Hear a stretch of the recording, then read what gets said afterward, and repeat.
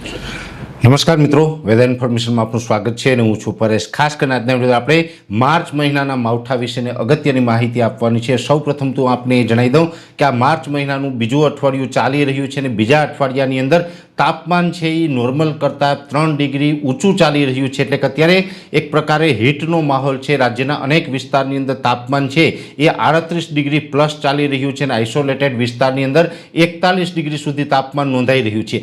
આ તાપમાનની વચ્ચે ક્યાંક ફરીથી એક માવઠું થાય તેવી સંભાવનાઓ ઉદ્ભવી છે। આમ તો આપણે લાંબા ગાળાનું અનુમાન આપ્યું હતું કે 21 થી 25 માર્ચ વચ્ચે એક માવઠું થઈ શકે છે। જો કે લાંબા ગાળાનું અનુમાન હતું, જેની અંદર જોવા જઈએ તો ઘણી વખત થોડું ઘણું પ્લસ માઇનસ થતું હોય છે।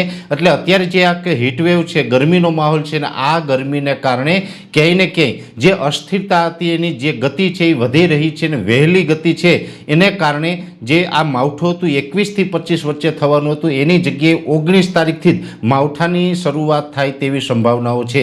ખાસ કરીને જોવા જઈએ તો આજે 12 માર્ચ થઈ ચૂકી છે અને હવે સમય જતાં અત્યારે જે પ્રકારે ગરમીનો માહોલ છે, આવતીકાલે 13 તારીખે રાત્રિ સુધી તાપમાન છે યથાવત રહેવાનું છે। 14 તારીખથી તાપમાનમાં ચોક્કસથી ઘટાડો થશે, પણ એ સાથોસાથ જે એક પશ્ચિમી વિક્ષોભ આવી રહ્યું છે ને એ સાથે જે ગરમીને કારણે આપણે ગુજરાત ઉપર જે એક અસ્થિરતા બની રહી છે, અરબ સાગરની અંદર એક સર્ક્યુલેશન પણ જોવા મળી રહ્યું છે અને તમામ પરિબળોને કારણે 700 HPA લેવલ ઉપર ભેજ એકઠો થાય અને ત્યાં એક મોટી અસ્થિરતા બને અને એ અસ્થિરતાને કારણે 18 માર્ચથી રાજ્યના અનેક વિસ્તારની અંદર પલટો આવી જશે। 18 માર્ચથી અનેક વિસ્તારમાં પલટો આવશે એટલે ઘણા વિસ્તારોની અંદર વાદળછાયું વાતાવરણ જોવા મળશે અને 19 તારીખથી માવઠાના ઝાપટા પડવાની શરૂઆત પણ થઈ શકે છે। 19 તારીખથી માવઠાની જે શરૂઆત થશે એ લગભગ 3-4 દિવસ સુધી ચાલશે। જોકે શરૂઆતના 2 દિવસ હશે એમાં તીવ્રતા થોડીક વધારે હશે, પછી ઓછી તીવ્રતા સાથે પણ છૂટાછવાયા માવઠા છે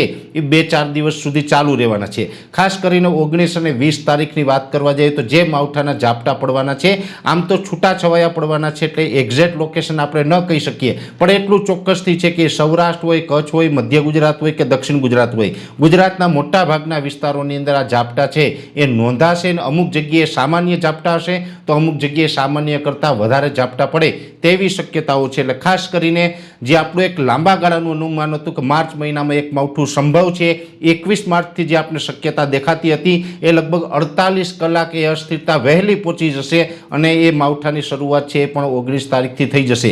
આમ તો ઘણા સમયથી માર્ચ મહિનાની શરૂઆત થઈ ત્યારથી જ આપણે એક અનુમાન આપતા હતા કે માર્ચ મહિનામાં એક માવઠું સંભવ છે અને એ જ મુજબ હવે આ માવઠું છે થવા જઈ રહ્યું છે। એટલે ખાસ આ વિડીયોના મારફતે દરેક મિત્રોને, દરેક ખેડૂત ભાઈઓને આપણે સાવચેત કરી રહ્યા છીએ કે હવે 19 તારીખથી જે માવઠાની શરૂઆત થવાની છે એ માવઠું 2-4 દિવસ ચાલે એટલે આપણે એ પ્રકારે કામની જે તૈયારી છે એ કરી લેવી જોઈએ અને આપણે આગોતરું આયોજન છે એ ખેતી પાકોની અંદર જરૂરથી કરી લેવું। એટલે માવઠા વિશેની આ અગત્યની માહિતી હતી એ મેં આપવાનો પ્રયત્ન કર્યો છે। આ અસ્થિરતા ઉપર અમે સતત નજર રાખશું અને આ અસ્થિરતા વિશે પડે માહિતી છે એ અમે આપના સુધી પહોંચાડતા રહીશું। અત્યારે આ વિડીયોની અંદર એટલું જ અંતમાં દરેક મિત્રોને વિનંતી રહેશે, આ વિડીયોને લાઈક આપીને દરેક ગ્રુપમાં શેર કરી દેવો। યુટ્યુબ ઉપર જોઈ રહ્યા હોય તો સબસ્ક્રાઇબ કરજો અને ફેસબુક પેજને ફોલો કરજો।